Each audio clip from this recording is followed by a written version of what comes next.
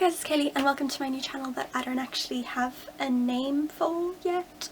Thinking something like Velvet Library because I really want to stay on brand, you know, so important. I recently did a book related video over on their main channel, which is like beauty and fashion related, and asked you guys if you'd like me to make a second channel specifically for books because I kind of wanted to, but I was like, I don't really know. And no one said that they wanted me to in as many words, but a couple of you did say that you really like my book videos, so I took that as a yes. I don't know. All I'm saying is, y'all that said you love my book videos so much, better subscribe. I'm kidding, but you totally should. I love making book videos, so I thought why not start a dedicated BookTube channel, because books, yay. Yeah, so I'm Kaylee, I love reading, and that's about all you need to know about me for now. So I have bought a whole lot of books. Exclusive Books recently had their carnival sale, and if you have been watching me for a while on my other channel, you'll know that I kind of can't resist an exclusive book sale, or any kind of book sale. I tend to go a little bit crazy. I bought 20 books. Just a bit extravagant, possibly. But those 20 books came to just over 1,200 rand, which is like 60 grand a book. And, I mean, you can hardly even get a lipstick for 60 grand. Never mind a book. That's actually a bad comparison because a lot of lipsticks cost more than books. But you can't get anything for 60 grand.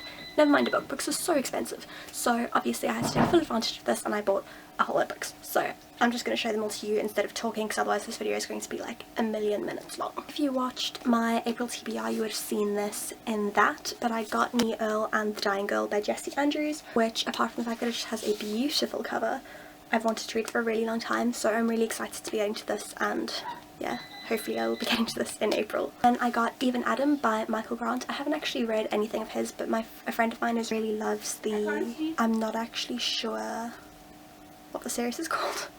I want to say the Lost series, I don't know, but that series that has like Berserk and Fallen, and I think it's kind of dystopian, his really famous series, has read that and said it was really good. And I see it's also by Catherine Applegate, so I thought this could be an interesting read, and I've heard that he's really good, so I thought I'd give it a shot. Then I got Pinocchio by Carlo Collodi. I absolutely love this book. I do have a copy of it, but this one is illustrated, and it has really gorgeous illustrations. They're like inky and weird and beautiful, and I like that they're a little bit creepy because it really adds, I think it'll really add to the experience of reading the book, because this book is so creepy. Like, this is not a children's book. I don't care that they had it with children's stuff. I don't care that Disney made Pinocchio into a movie. This is not a children's book, okay?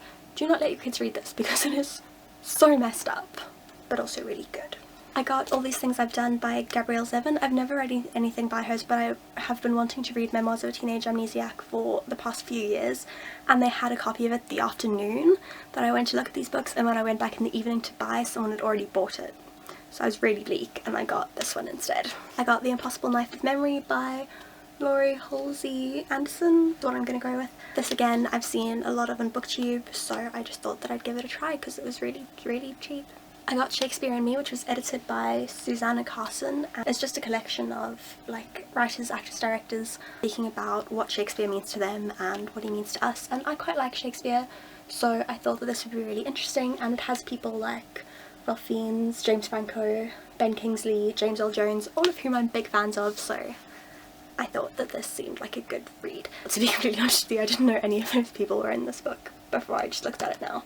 I was just like, oh cool, it's a book about like people speaking about Shakespeare. But now that I've seen that they're in the book, I'm even more keen to read it. I got Talk About Fashion, which apart from having a really ugly cover, I think will be a really interesting read. It's again also just really gorgeous pictures, and as you'll know from my April TBR, which I feel like I just need to leave that specific video linked down below, I really like fashion and I really like learning about fashion, so I like books about fashion too. Then I got Salinger. I'll admit I'm one of those people that has only read The Catcher in the Rye, but The Catcher in the Rye is my favourite book, so I just thought it would be a good idea to get his biography, and I have the movie, I have the documentary, so I just thought it'd be nice to read the book before I watch that.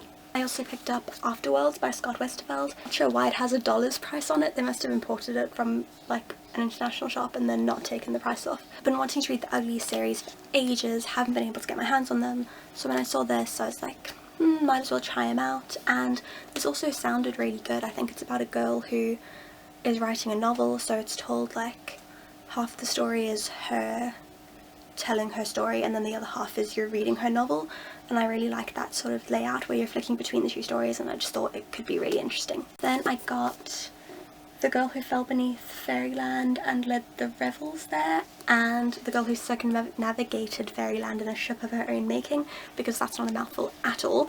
And both of these are by Catherine M. Valenti, and I love children's books, I love middle grade books. These two just looked really gorgeous, and they sounded like they'd kind of be my kind of book. I got Lawrence in Arabia by Scott Anderson because I'm quite interested in history. You wouldn't say so considering I dropped it last year, but I am. So when I saw this I thought, well, why not just pick it up, because it'll probably be really interesting, and then I can read a bit more about him before I watch the movie. I also got The Labyrinth of Dreaming books by Walter Moers, I don't know, but what really grabbed me about this book is the back. It's also a middle grade book, but the back says, "I must alas inform you that this is a toxic book. Its poison began to penetrate your fingertips the instant you opened it." And I just thought that sounded very intriguing, and also just a beautiful cover.